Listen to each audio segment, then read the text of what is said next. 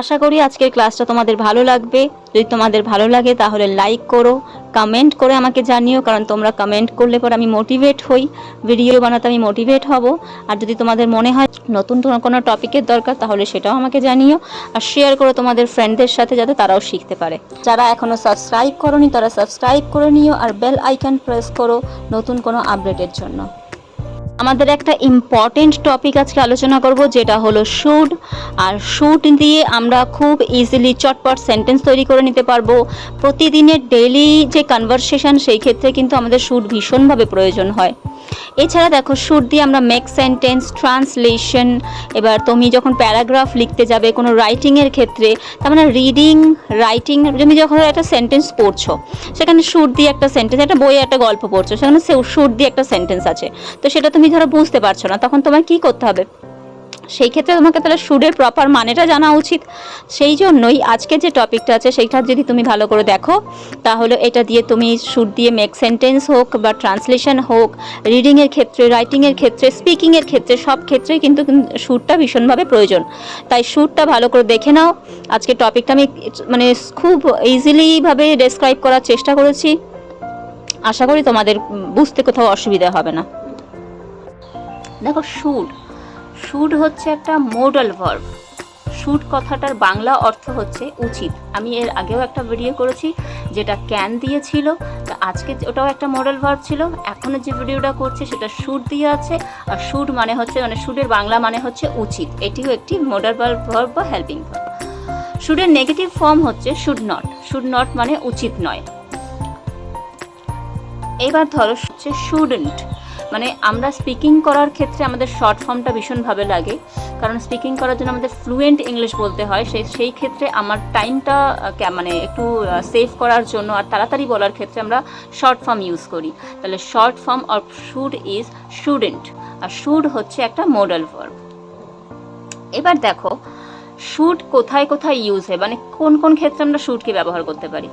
Should always used as suggestion, advice, something ideal or desire to do. তার মানে should হচ্ছে কোথায় কোথায় ব্যবহার হয়। শুড ব্যবহার হবে সবসময় পরামর্শের ক্ষেত্রে, বা কোনো কিছু উপদেশ দেওয়ার ক্ষেত্রে, অথবা কোনো একটা ইচ্ছে আমার আছে যেটা আমি পূরণ করতে চাই, বা পূরণ করতে মানে এই ইচ্ছেটা আমার মধ্যে হয়েছে যে না, এবার থেকে আমার এই কাজটাই করা উচিত, এই ক্ষেত্রে আমরা শুডকে ব্যবহার করি। কারণ শুড টোটাল কম্প্যাক্ট, শুডের বাংলা মানে হচ্ছে উচিত। এবার দেখি যে শুড দিয়ে আমরা কিভাবে সেন্টেন্স তৈরি করতে পারবো। দেখো, সেন্টেন্স তৈরি করার একটা ফরমেশন হয়, আর সেই ফরমেশন ওয়াইজই একটা সেন্টেন্স তৈরি করতে হয়। তাহলে এখন আমি ফরমেশনটা দিচ্ছি, ফরমেশনটা ভালো করে দেখো। সেন্টেন্স তিন রকমের হয়: positive sentence, negative sentence, question sentence, মানে ইন্টারোগেটিভ সেন্টেন্স। এখন পজিটিভ শুড দিয়ে তুমি যদি পজিটিভ সেন্টেন্স তৈরি করতে চাও তার ফরমেশন আলাদা, নেগেটিভেরটাও একটু আলাদা।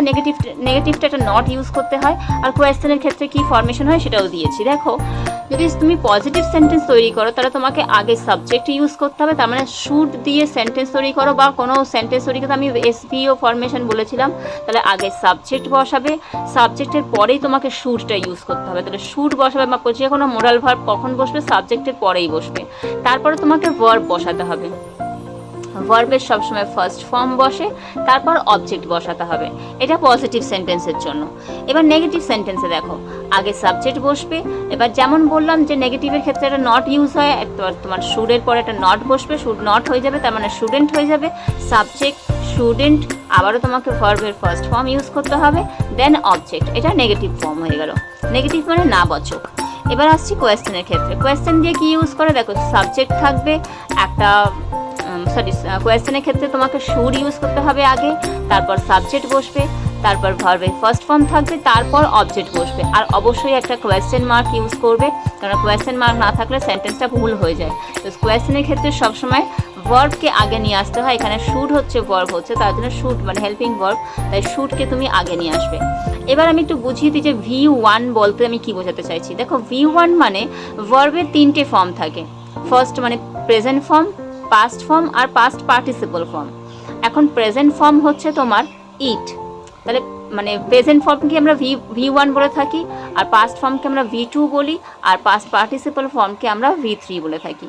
তাহলে V1 মানে হচ্ছে ইট, V2 মানে এট, আর V3 ইটেন। তাহলে V1 হচ্ছে present form, V2 past form, আর V3 হচ্ছে past participle form. Present form আমরা সবসময় প্রেজেন্টের ক্ষেত্রে ইউজ করি, past form always used for past tense, আর V3 ফর্মটা হচ্ছে থাকবে। তাহলে V3 ফর্মটা আমাদের পরে কাজে লাগবে, যখন টেন্স ওয়াইজ আমি এক একটা করে টপিক আলোচনা করব তখন V3 ফর্মটা ইউজ করব।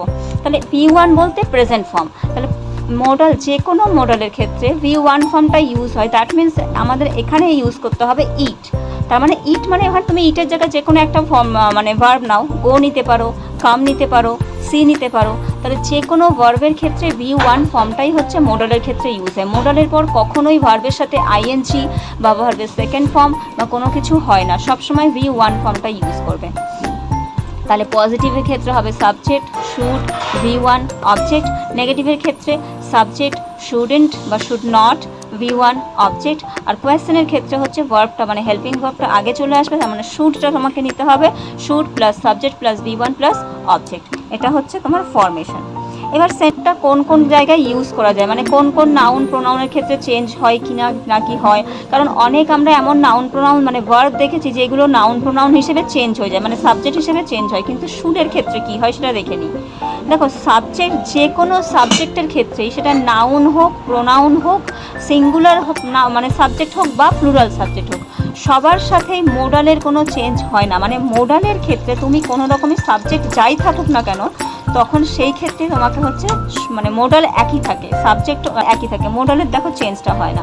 তার মানে সাবজেক্ট তোমার সিঙ্গুলার হলো বা প্লুরাল সাবজেক্ট হলো, যে কোনো নাউনও হতে পারে সাবজেক্ট, প্রোনাউনও হতে পারে, তার মানে শুডই থাকবে, শুডের কোনো পরিবর্তন হবে না। এক্সাম্পল দিয়ে আমি কিছু সেন্টেন্স বোঝাচ্ছি, সেই ক্ষেত্রে আরও মানে ইজি হবে। এক্সাম্পল দেখো, ইউ শুড ডু স্টাডি। এখানে সেন্টেন্স দেখো আমি সাজিয়েছি কিন্তু formation wise. You is subject, should হচ্ছে সাবজেক্টের পরে বসবে, ডু হচ্ছে V1, আর স্টাডি হচ্ছে অবজেক্ট। ধরো তাহলে ইউ শুড ডু স্টাডি, তাহলে এখানে SVO ফরমেশনে সাজানো আছে, সাবজেক্টের পরে শুড বসেছে, তোমার পড়াশোনা করা উচিত। উই শুড নট লাই, আমাদের মিথ্যে বলা উচিত নয়।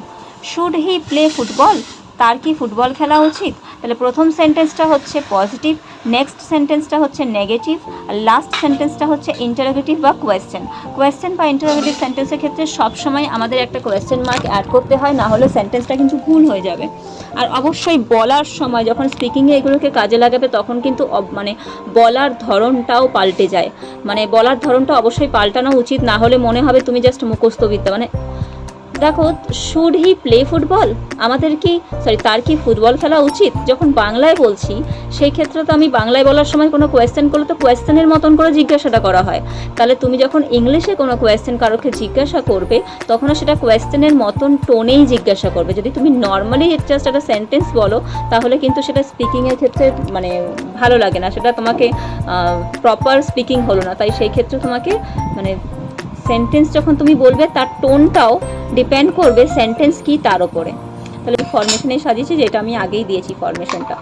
এবার এক্সারসাইজ দেখে নিই একটু। দেখো, আমাদের প্রতিদিন ডিম খাওয়া উচিত। সেন্টেন্সটা হচ্ছে আমাদের প্রতিদিন ডিম খাওয়া উচিত। এটা তুমি যদি ট্রান্সলেশন করো তাহলে we should eat egg everyday. Everyday, morning, every morning, today, now, there, এইগুলো আছে না মানে অ্যাডভার্ব বলে এগুলোকে, এইগুলো সবসময় সেন্টেন্সের হয় একেবারে আগে দেবে অথবা একেবারে শেষে দেবে, মাঝখানে ইউজ করতে যাবে না, তাহলে কিন্তু সেন্টেন্স ভুল হয়ে যায়। মাঝখানে ইউজ করা যায় কিন্তু সেই ক্ষেত্রে ফরমেশনটা একটু অন্যরকম হয়ে যাবে। তাই হয় সেন্টেন্সের একেবারে আগে দেবে অথবা একেবারে শেষে দেবে। তাহলে we should eat egg everyday. পরের সেন্টেন্সটা আছে, মেয়েটির তাড়াতাড়ি বাড়ি ফেরা উচিত। The girl should return home soon. হোমের আগে টু ইউজ করা যাবে না, কারণ home, outside, inside, upstair, downstair, এই কিছু এমন হেয়ার, দেয়ার, এই কিছু এমন ওয়ার্ড আছে যার আগে আমরা টুটা ব্যবহার করতে পারি না, ব্যবহার করাটা ভুল, ঠিক আছে। কারণ হোম মানে কিছু সেন্টেন্স যেখানে হোম হচ্ছে অ্যাডভার্ব ইউজ হয়, হোম কোনো নাউন নয়, তার জন্য তোমাকে হোমের আগে তুমি টু ইউজ করতে পারবে না। এটা নিয়েও আমি একটা টপিক করেছি, সেটা দেখে নিও। তো the girl should return home soon. পরেরটা বলছে তোমার মিথ্যে কথা বলা উচিত নয়। You should not lie. Lie মানে এখানে মিথ্যে কথা, লাই মানে একটা ভার্ব। আমার কি রোজ ভাত খাওয়া উচিত? Should I eat rice every day? ধরে নাও না এটা একটা পেশেন্ট তার ডাক্তারকে জিজ্ঞাসা করছে, এরকম তো কোয়েশ্চেন আমরা করেই থাকি ডেইলি লাইফে। পরেরটা বলছে ছেলেগুলির কি এখন মাঠে যাওয়া উচিত? Should the boys go to field now? ঠিক আছে, এইবার হচ্ছে এটা এক্সারসাইজ দিলাম। আমি আর কয়েকটা সেন্টেন্স দিয়েছি, দুটো মাত্র সেন্টেন্স, আশা করি তোমরা এটা বুঝতে পেরেছো। ওই দুটো সেন্টেন্সকে হোমওয়ার্ক মতো করে কাজে লাগাবে। কমেন্টে আমাকে জানাবে যে এই সেন্টেন্স দুটো ট্রান্সলেশন কী হবে। 1 নম্বর সেন্টেন্স আছে আমাদের গরিবদের সাহায্য করা উচিত। তারপরে সেন্টেন্সটা আছে তোমার সেখানে যাওয়া উচিত নয়। এই দুটো সেন্টেন্স ট্রান্সলেশন কী হবে সেটা আমাকে কমেন্ট বক্সে জানিয়ে, তাহলে আমি বুঝতে পারবো যে তোমরা বুঝেছো টপিকটা।